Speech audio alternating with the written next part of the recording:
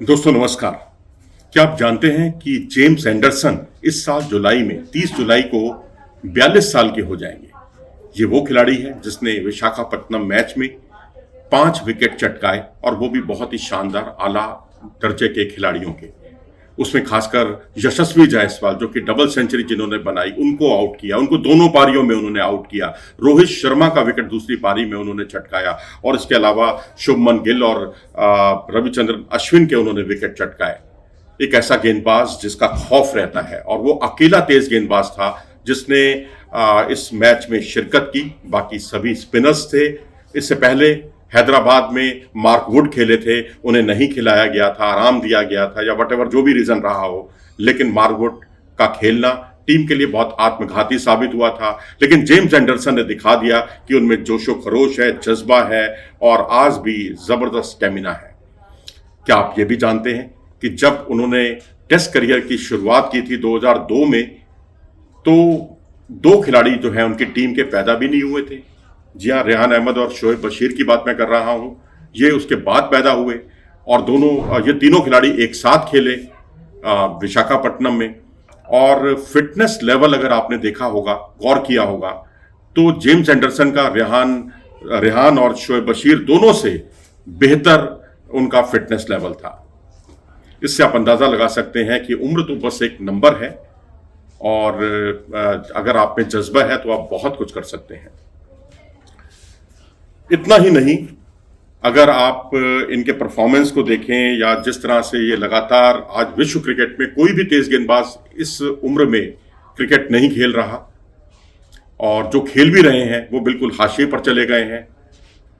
और भारत में सबसे ज्यादा कोई उम्र दराज खिलाड़ी अगर कोई तेज गेंदबाज के तौर पर खेला है टेस्ट मैच तो जेम्स एंडरसन ही है। उन्होंने लाला अमरनाथ का रिकॉर्ड तोड़ा है। लाला अमरनाथ इससे पहले ऐसे तेज गेंदबाज थे जो सबसे उम्रदराज थे भारतीय जमीन पर टेस्ट मैच खेलने वाले, उनका रिकॉर्ड भी उन्होंने ध्वस्त कर दिया। इतना ही नहीं, हम आपको याद दिला दें कि कॉर्टनी वॉल्श, आपको याद है कॉर्टनी वॉल्श वेस्ट इंडीज के तेज गेंदबाज, वो भी जो है यहां जब आए थे तो उनकी उम्र 39 साल थी। 1962 में जन्मे थे और 2001 में उन्होंने अपना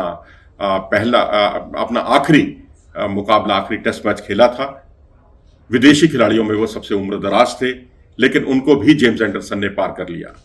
और जहां तक सर्वश्रेष्ठ प्रदर्शन की बात करें एशियाई जमीन पर, चाहे वो बांग्लादेश हो, भारत हो, श्रीलंका हो, पाकिस्तान हो, इन तमाम मुल्कों में उन्होंने कुल मिलाकर 87 विकेट चटकाए और ये भी अपने आप में कीर्तिमान है। हालांकि ये दूसरा सर्वश्रेष्ठ प्रदर्शन है किसी भी विदेशी खिलाड़ी का तेज गेंदबाजों में, डेल स्टेन के बाद। साउथ अफ्रीका के डेल स्टेन ने 91 विकेट चटकाए और इन्होंने चटकाए कुल मिलाकर 87 विकेट। तो ये बहुत कुछ बयान करता है कि अब हम आपको कि जो अन्य खेलों के जो खिलाड़ी हैं उनका प्रदर्शन, उनका जो उम्रदराज होना, उनसे आप इनको कंपेयर कर सकते हैं। और इन्होंने ऐसे समय में टेस्ट क्रिकेट में अपना कदम रखा है जब 7 बार के विंबलडन चैंपियन पीट सैम्प्रास को हराया था रोजर फेडरर ने चौथे राउंड में विंबलडन के, और उससे अगले ही साल ये टेस्ट क्रिकेट में अवतरित होते हैं, धमाल करते हैं, शानदार प्रदर्शन करते हैं। ये याद दिलाते हैं क्रिस्टियानो रोनाल्डो की, ये याद दिलाते हैं लियोनेल मेसी की, ये याद दिलाते हैं तमाम उम्रदराज ऐसे खिलाड़ियों की। अगर भारतीय परिवेश में बात करें तो सुनील छेत्री की, और सुनील छेत्री के साथ साथ रोहन बोपन्ना की, जिन्होंने डबल्स का खिताब जीता पिछले दिनों ऑस्ट्रेलियन ओपन का। और ऑस्ट्रेलियन ओपन में ही वो डबल्स में उनकी जो दुनिया की रैंकिंग है, डबल्स की रैंकिंग में वो टॉप पर पहुंच गए, दुनिया में नंबर 1 बन गए 43 साल की उम्र में। इसलिए ये मानना होगा कि उम्र एक नंबर है, क्योंकि अगर हम लियोनेल मेसी को देखें तो 37 साल की उनकी उम्र है और 35 साल की उम्र में उन्होंने अपनी टीम को, अर्जेंटीना को, वर्ल्ड चैंपियन बनाया था। वर्ल्ड कप का खिताब जीतने में कामयाब रही थी उनकी देखरेख में, क्योंकि वो टीम के एक महत्वपूर्ण सदस्य थे। और राफेल नडाल को भी देखें तो 36 की उम्र में उन्होंने ऑस्ट्रेलियन ओपन का खिताब जीता। रोजर फेडरर को देखें तो उन्होंने 36 की उम्र में ऑस्ट्रेलियन ओपन का खिताब जीता।